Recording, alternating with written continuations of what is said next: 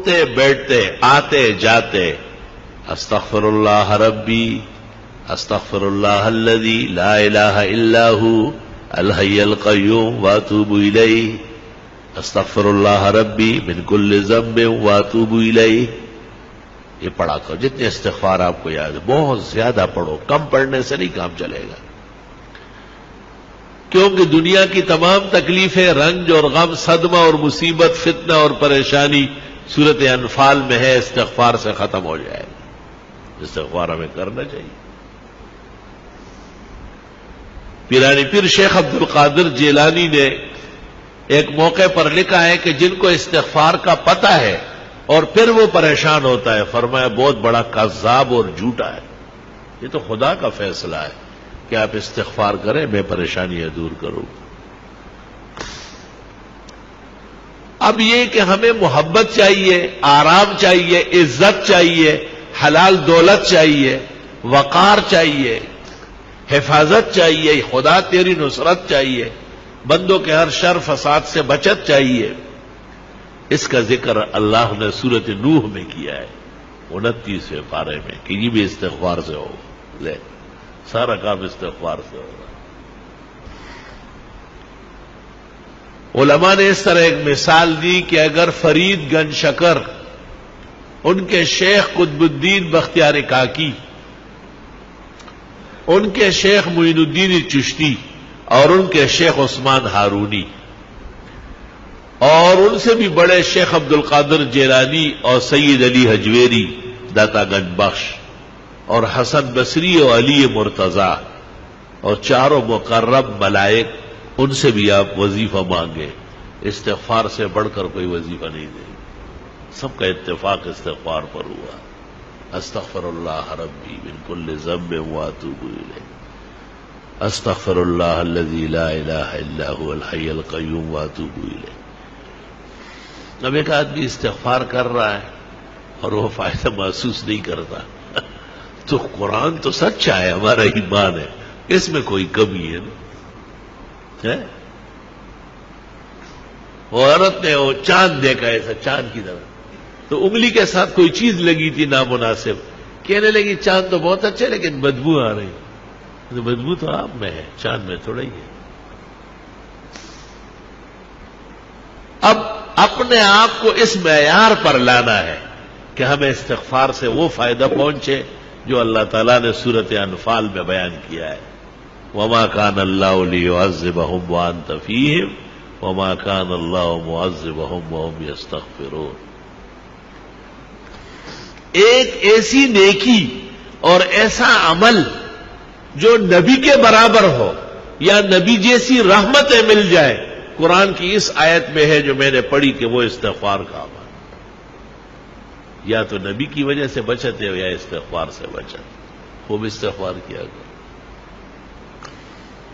بعض راتیں مناؤ باقاعدہ، بعض اوقات منا لو کہ بھئی میں سحری میں اٹھوں گا اور سورج نکلنے تک استغفار کروں گا،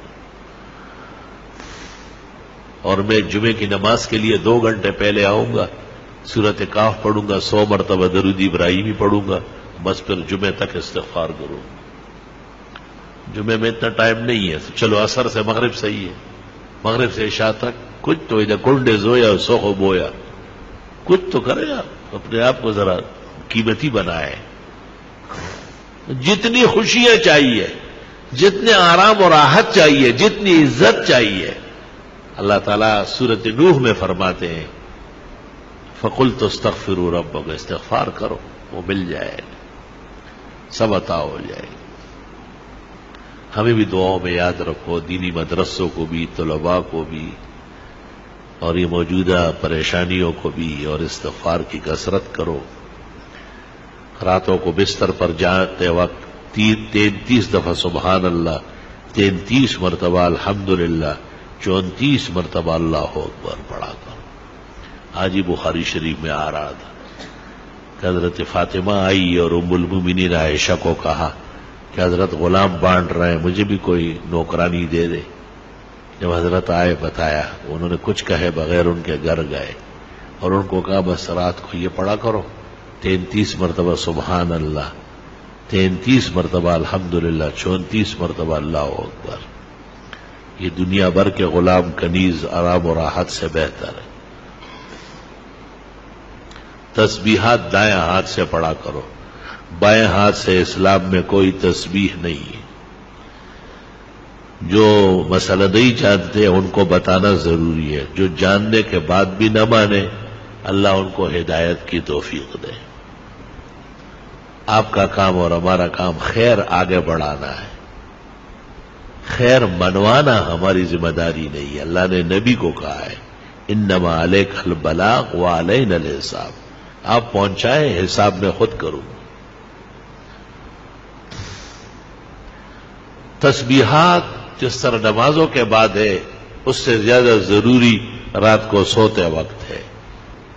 بہتر ہے کہ باوضو ہو، بہتر ہے کہ پاک کپڑے پاک جسم ہو، بہتر ہے کہ بستر بھی صاف ستھرا پاک ہو، سفید پاک چادر بچھاؤ اس پر. بستر پر آنے کے بعد اگر کوئی حرج نہیں ہے، گرانی نہیں ہے، تو سورت الف لام میم سجدہ ایک بار اور سورت ملک ایک بار ہر رات کو پڑھنا سنت طریقہ ہے. قیامت کے دن شفاعت آسانی سے نصیب ہو جائے گی. قیامت کے دن کی تپش نہیں دیکھے گا، محسوس بھی نہیں کرے گا. لوگوں سے پوچھے گا کہ وہ قیامت کہاں ہے، وہ تکلیف کدھر ہے. فرشتے کہیں گے چل چل الف لام میم سجدہ اور سورہ ملک جو پڑھتے ہیں ان کو نہ قبر میں عذاب ہوتا ہے نہ میدان حشر میں ہوتا ہے. یا رب تیری کتنی عنایات و احسانات. اورنگزیب عالمگیر نے جو قرآن شریف لکھا ہے تو الف لام میم سجدہ اس پر بھی لکھ دیا 21 پارے میں کہ رات کو سوتے وقت الف لام میم سجدہ اور ملک پڑھا کرو. پھر 29 پارے میں جب سورت ملک آئی پھر لکھنے لگا تو کاتبان جو بیٹھے تھے انہوں نے کہا حضرت یہ لکھ چکے ہیں وہاں. کہا آرام سے رہو، وہ الف لام میم سجدے پر لکھا، یہ سورت ملک پر لکھا. اور حدیث شریف لکھنے کے بعد لکھ فرمایا بس اورنگزیب کا یہی مقصد تھا کہ یہ لکھا ہوا قیامت تک رہ جائے، شاید کوئی عمل کر کے اور مجھے بھی قبر کے عذاب سے اور جہنم کے تپش سے اور قیامت کی پریشانی سے اللہ تعالیٰ نے نجات نصیب فرمائے. الحمدللہ رب العالمین. اللہم صلی وسلم علی النبی وعلی آلہ وصحبہ.